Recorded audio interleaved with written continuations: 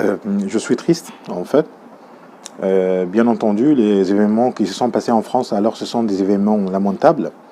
La situation courante en France, alors, est une situation alors misérable sur tous les niveaux. Je suis triste et moi, je ne suis pas le seul qui est triste alors en Orient. On est tous tristes ici à cause des insultes faites contre notre prophète. Et on pose la question de savoir alors pourquoi vous insultez le prophète sans le connaître.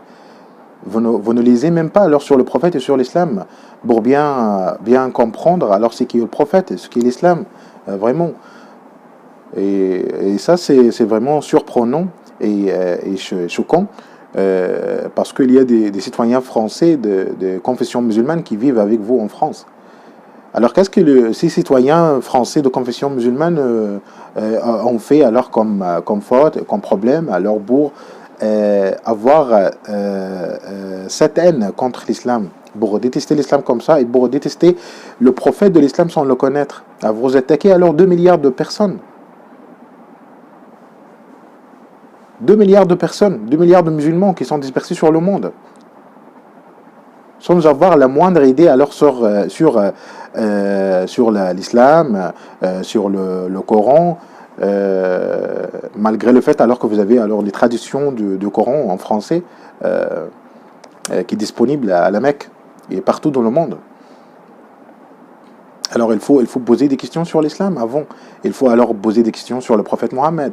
Il faut lire le Coran. Il faut lire alors sur la biographie du prophète Mohammed avant de l'insulter, avant de alors présenter des caricatures humoristiques sur lui, sur sa personnalité. C'est une personne vénérée par tous les musulmans du monde. Vous osez alors à l'insulter comme ça? Je pense alors, à mon avis, ce qu'on voit dans les médias partout dans le monde, on suit les médias, on suit les réseaux sociaux, alors que vous n'osez pas prononcer un mot contre les juifs, contre les chrétiens par exemple, mais surtout. Vous parlez alors toujours de islamophobe, mais vous parlez pas alors de phobie des autres religions, des autres citoyens de la France. Mais sont ces citoyens alors qui sont appelés après la Seconde Guerre mondiale pour reconstruire la France. Je pense que c'est Charles de Gaulle qui a fait appel à la main-d'œuvre alors tunisiens, marocains et algériens pour venir en France pour travailler, pour construire en France. C'est grâce à eux que vous êtes là.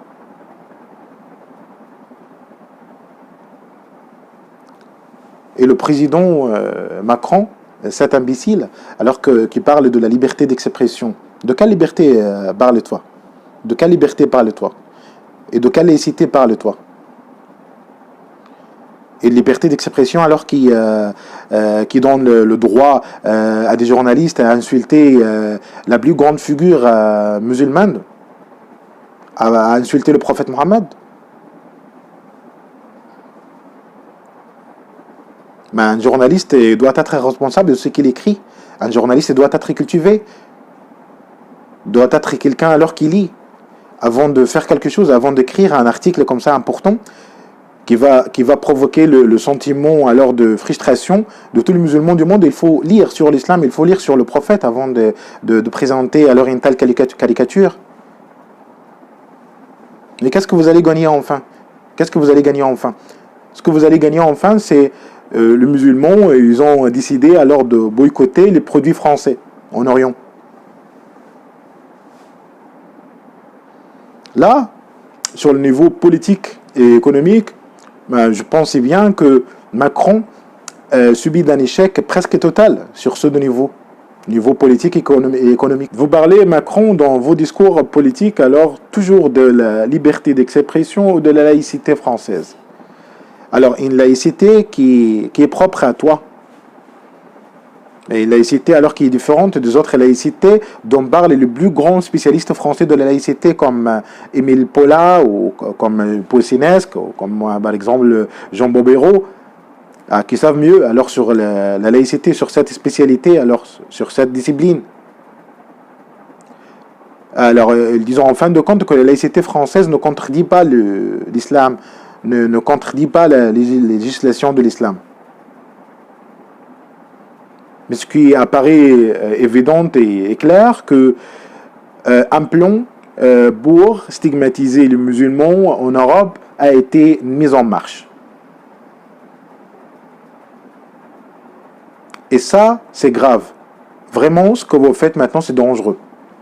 J'invite les Français à ne pas prendre le discours du président Macron en considération, parce que c'est un discours alors de n'importe quoi.